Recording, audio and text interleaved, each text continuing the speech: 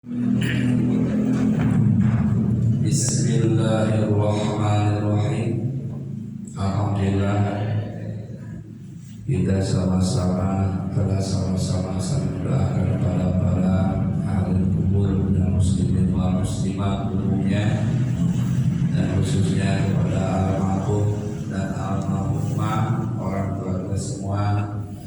Mudah-mudahan diterima iman Islamnya, diampuni segala dosa-dosanya, dan juga mudah-mudahan ditempatkan di rahmat Allah Subhanahu wa Ta'ala. Nah, setelah itu mari kita lanjutkan pada sesi berikutnya yang kedua, yaitu pembahasan tentang sedikit masalah ilmu. Pada kesempatan ini kita masih menjelaskan tentang masalah keutamaan qiyamul lail atau salat tahajud, sambungan daripada Jumat malam yang kemarin. Rasulullah sallallahu alaihi wasallam bersabda, "Yuhsyarun nasi fi sa'idin wahidin yaumal qiyamah fayunadi munadin fayaqulu aina alladziina kanu tatajaba junubuhum 'anil maqadi fayaqumuna wa hum qalil fayadkhuluna jannata bi ghairi hisab." Rawahu al-Baihaqi. Wa yusyarun nasi fi sa'idin wahidin yaumal qiyamah, pada hari kiamat nanti dikumpul manusia-manusia seluruhnya, dibangkit dari kubur di satu halaman yang rata atau di padang mahsyar. Fayunadi munadi fayaqulu aina alladziina kanu tatajaba junubuhum 'anil mawadi. Diserukan di situ, malaikat berseru, hendaklah bangkit orang-orang yang bangun di tengah malam, orang-orang yang beribadah di tengah malam, hendaklah bangkit. Fayaqumuna, maka bangkitlah mereka, wa hum qalil, namun mereka itu sedikit yang bangun malam itu, tidak banyak. Ketika dipanggil oleh malaikat di padang mahsyar, wa hum qalil, dan mereka itu sedikit, fayadkhuluna jannata bi ghairi hisab, maka dimasukkan ke dalam surga tanpa melalui hisaban.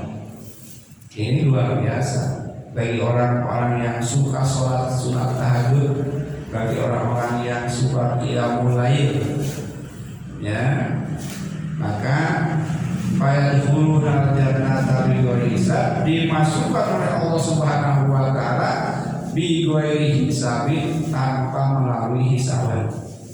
Artinya apa? Ketika dia masuk surga tidak menemui namanya timbangan amal, namanya perhitungan amal, karena dia langsung dimasukkan ke dalam surga. Dan ini adalah luar biasa bagi orang-orang yang suka sholat sunat tahajud atau qiyamul lail. Para hadirin yang kaum muslimin rahimahullah, dikatakan lagi bagi Rasulullah sallallahu alaihi wasallam, inna fulana yusolli bil lail fa idza asbaha syaraqa wa yaqulu sayadhabu ma ya'mal. Rawahu Ibnu Hibban. Inna fulana yusollu bil lail, ujar orang, wahai Rasulullah sallallahu alaihi wasallam, si fulan itu sholat terus di tengah malam, ya, di tengah malam terus dia sholat. Fa idza asbaha syaraqa, tapi kalau di siang hari pekerjaannya mencuri, maling dan lain sebagainya, padahal dia tukang sholat tengah malam. Faqala, maka Rasulullah sallallahu alaihi wasallam menjawab, saya nahuma ya'mal, ya, selagi mencegah akan dia yang dia kerjakan. Ya, itu jawab Rasulullah sallallahu alaihi wasallam. Nah, ini hadis mengandung makna dua. Hadis ini adalah mengandung makna dua. Yang pertama, bahwa kalau orang itu pekerjaannya maksiat, orang itu pekerjaannya banyak dosa, suka bikin dosa, ya, maka dia tidak akan mampu sholat di tengah malam, terhalang oleh dosanya itu. Jadi kalau manusia pekerjaannya banyak melakukan dosa, maka tidak akan bisa, tidak akan mampu melaksanakan qiyamul lail karena terhalang oleh dosanya itu. Yang pertama. Kemudian yang kedua, kalau itu pekerjaannya suka bangun di tengah malam, dia akan terhindar dari pekerjaan dosa karena pekerjaan dosanya terhalang oleh qiyamul lailnya. Nah, itu makna daripada hadis tadi. Jadi kalau digabung tidak bisa. Ya, kalau digabung tidak bisa. Qiyamul lail dia, maksiat dia. Nah, paling salah satu. Kalau maksiatnya jalan, qiyamul lailnya berhenti. Tapi kalau qiyamul lailnya jalan, maka insya Allah maksiatnya yang berhenti. Itu salah satu di antara dua. Ya. Kalau orang yang suka qiyamul lail, contoh orang yang suka mencuri, ya, dia tidak akan mampu qiyamul lail karena terhalang oleh dosa mencurinya. Dia melakukan zina, tidak akan mampu bangun di tengah malam karena terhalang oleh perbuatan zinanya. Dia tukang menipu, tukang berbohong, terus dia melakukan qiyamul lail, tidak akan mampu. Ya, walaupun mampu hanya seminggu pun itu tidak musuh.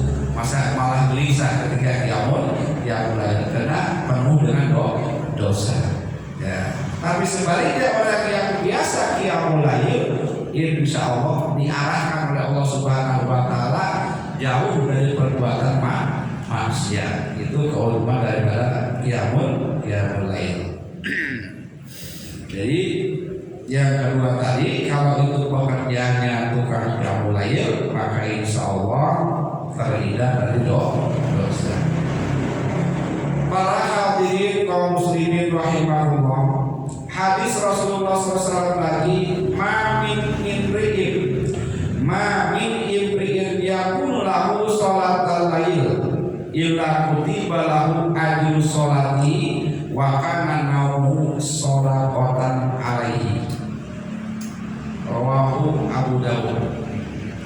Ma min imri'in takunu lahu sholatal lail, orang yang sudah kebiasaannya sholat di tengah malam, ya, dari mulai balik masih muda dia terus melakukan sholatul lail atau qiyamul lail, bangun di tengah malam, udah menjadi kebiasaan, ya, menjadi kebiasaan, tidak pernah terlewatkan selama dia hidupnya itu, tidak pernah terlewatkan. Yang kedua layak naum, tapi pada suatu hari ternyata dia ketiduran, akhirnya tidak bisa qiyamul lail, tidak bisa sholat tahajud, padahal dia sudah biasa. Illa kutiba lahu ajru sholati, kecuali Allah menuliskan pahala sholat qiyamul lailnya walaupun ketiduran. Walaupun dia ketiduran, tapi pahala qiyamul lailnya dapat, karena sudah biasa. Ketiduran kelewat satu hari dimaklum oleh Allah Subhanahu Wa Taala. Wa kana naumu shadaqatan alaihi, dan tidurnya itu merupakan sedekah daripada Allah kepada orang tersebut. Tidurnya tidurnya dianggap sodako karena dia sudah terbiasa qiyamul lail. Jadi bukan faktor disengaja, disengaja, sehingga walaupun dia tertidur dikasih ganjar oleh Allah Subhanahu wa taala, dianggap qiyamul lail, dan tidurnya itu dianggap sedekah daripada Allah Subhanahu wa taala. Nah, jadi orang yang lagi sehat, lagi segar bugar, hendaknya manfaatkan, usahakan qiyamul lail, usahakan sholat tahajud. Di mana sudah usia lanjut, sudah tidak bisa lagi bangun malam, maka sama Allah dicatat sebagai bangun malam sampai dia meninggal. Kalau dibiasakan ketika sehat, ketika sedang bugar, kita usahakan qiyamul lail, kita usahakan sholat tahajud. Maka sama Allah Subhanahu wa taala ketika diberikan penyakit udur, sehingga dia dianggap sedang sholat qiyamul lail. Nah, itu untungnya qiyamul lail, untungnya bagi orang yang suka sholat tahajud. Nah, jadi sholat qiyamul lail ini adalah batu ujian bagi kaum muslimin. Keimanan seseorang, kecintaan seseorang kepada Allah Subhanahu wa taala, kecintaannya kepada Rasulullah sallallahu alaihi wasallam diuji lewat qiyamul lail. Kalau dia merasa cinta kepada Allah, merasa cinta kepada Rasulullah sallallahu alaihi wasallam, maka lakukanlah qiyamul lail. Itu bentuk cinta kita kepada Allah Subhanahu wa taala, bentuk cinta kita kepada Rasulullah sallallahu alaihi wasallam. Ya, salah satu bentuk ujian bagi kaum muslimin, ya. Kita belajar memerangi hawa nafsu, ya. Nafsu pengen tidur, nafsu capek dan segala-galanya, ya. Jadi kita selalu dihubungi oleh hawa nafsu. Bila kita kuat menahan hawa nafsu itu, wa nahan nafsa anil hawa, bila mana kita kuat menahan hawa nafsu itu, fa innal jannata hiyal ma'wa, maka tempatnya adalah surganya Allah Subhanahu wa taala. Ya. Karena nafsu itu ya bisa dikalahkan kalau kita ada kemauan. Bisa diperangi, bisa dilawan. Nafsu tidur, nafsu dingin bangun tengah malam, bisa kita lawan, ya, bisa kita lawan. Allah Subhanahu wa taala menjadikan waladina jahadu bina lanahdiyannahum subulana. Kalau kamu betul-betul ingin memerangi hawa nafsu, pasti bisa. Cuman masalahnya kadang kita masih setir oleh hawa nafsu, kita masih dikendalikan oleh hawa nafsu. Ya, itu yang jadi masalahnya. Para hadirin kaum muslimin rahimahullah, kapan waktunya yang paling baik sholat tahajud itu? Kapan yang waktunya yang paling qiyamul lail? Waktu yang paling baik untuk pelaksanaan sholat tahajud, Rasulullah sallallahu alaihi wasallam mengatakan, ahabus sholati ilallah sholatul daud. Ya, paling dicintai, disukai sholat kepada Allah itu sholat Nabi Daud. Ya, bukan hanya puasa saja, sholat pun ada, sholatnya Nabi Daud. Ya, karena yanamu nisfal lail wa yaqumu sulusahu wa yanamu sulusahu. Ya, paling disukai itu sholatnya kami Nabi Daud. Sholatnya Nabi Daud itu awal malam tidur, sampai pertengahan malam dia bangun. Ya, sekitar jam 2 dia bangun sholat. Sampai jam berapa? Sampai jam 3. Nah, setelah jam 3 dia tidur. Ya, tidur. Bangun lagi jam 4. Sholat lagi sampai menjelang subuh. Jadi ya, itu sholatnya Nabi Daud. Jadi 2 kali ya. Jam 2 malam bangun, sekira-kira 1 jam dia melaksanakan qiyamul lail. Kemudian dia tidur sekitar jam 3.